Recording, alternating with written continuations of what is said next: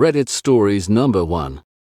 I saw someone else had an experience with someone with autism and it reminded me of this girl I used to tutor. I used to be in this tutor program at my last school and no one wanted to tutor this one girl because 1. At a middle school level it is hard to communicate with kids with autism, and 2. She was the daughter of this strict teacher and they didn't want to mess up and hear from him. So I volunteered because I just figured someone has to do it, but wow, it wasn't long before I realized how lucky I got. This girl was the easiest kid I ever had to tutor. She certainly had her tics and moments, but overall, she had such a desire to improve and it made it so much easier. She was shy at first, but eventually she got comfortable and began asking questions, and because of her willingness to listen and learn, she ended up getting an A in her class. I tutored math. I was so proud of her every quarter last year and it sucked I never said goodbye to her because of the quarantine.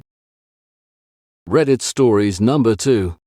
I am kind of the cool guy in everyone else's story, but TB the coolest person I've ever known was an ex of mine called Ellie. She was a really talented actress and singer-songwriter. She commanded a stage like a professional and made sweet love to those strings. On top of it all, she was incredibly beautiful and just the most effortlessly charming person you would ever meet. I've not met a single woman to hold a candle to her pure charm. She was cool as fuck, and I loved her very much. Sadly, she passed away not long after we got together, just after New Year's Day. She was on a waiting list for an organ that needed replacing due to complications with a type of cancer. Sometimes whenever I see a tall blonde I think Ellie, but then I remember. So yeah, she was the coolest person I've ever known and I really wish she was still alive. She definitely made a huge impression on my life. Reddit stories number 3.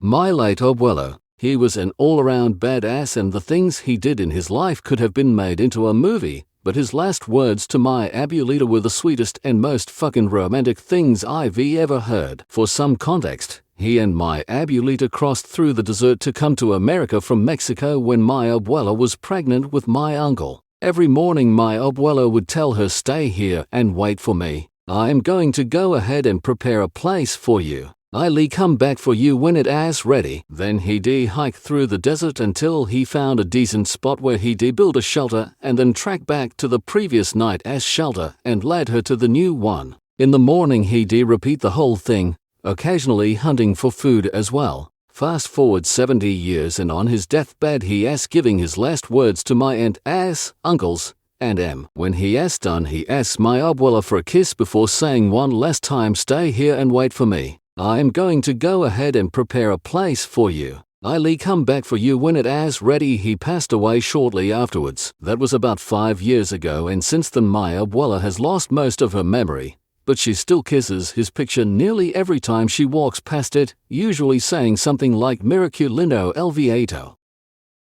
Reddit stories number 4.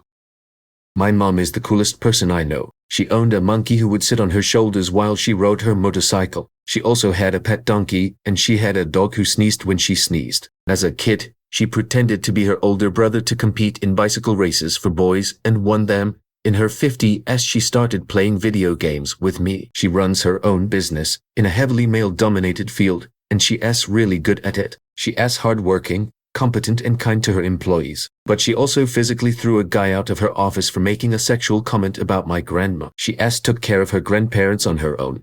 At the age of 13, she went to work to buy a car to drive a disabled girl to school after the girl's dad died. She's a great mom and a great wife. Her honeymoon with my dad was a hike across the Alps. She also asked my dad to marry her. She drove for hours just because she thought I sounded sad on the phone and wanted to bring me dinner. But she also encouraged me to take a lot of risks and travel and live my life fully. On top of that, she's funny as fuck when she's drunk. Reddit stories number 5. My wife, she challenges my arrogant ass every day. She is prior army and did some redacting for OPSEC, but she is badass. Encourages me to go hang my male friends. We all dress in armor and beat the fuck out of each other. She squatted my heaviest male friend. She plays video games with me and my son. She fights like hell through the 4th of July. She has a dream of opening a campsite with medieval fantasy structures, and she has a career path where she could conceivably succeed. Also, she treats people based upon their compassion rather than their use to her or money made. Bro, I am a lucky fucking guy. Reddit stories number 6. I personally never met him, but I look up to him and his hard work towards my family. Back then, like around the 40s I believe, In Samoa there was a whole part of the island that was just filled with trash. The whole island would throw their trash there. So my great-grandpa decided to clean the land and keep it for his family. He cleared the whole part of the island and built multiple houses by himself and divided it for each part of our family. It doesn't sound like much, but the land now is around maybe 20 acres or more, and he did it by himself with no help at all. Reddit stories number 7. I saw someone else had an experience with someone with autism, and it reminded me of this girl I used to tutor. I used to be in this tutor program at my last school, and no one wanted to tutor this one girl because 1. At a middle school level it is hard to communicate with kids with autism, and 2. She was the daughter of this strict teacher and they didn't want to mess up and hear from him. So I volunteered because I just figure someone has to do it, but well, it wasn't long before I realized how lucky I got. This girl was the easiest kid I ever had to tutor. She certainly had her tics and moments, but overall, she had such a desire to improve and it made it so much easier. She was shy at first, but eventually she got comfortable and back. I was so proud of her every quarter last year, and it sucked I never said goodbye to her because of the quarantine. Reddit stories number 8.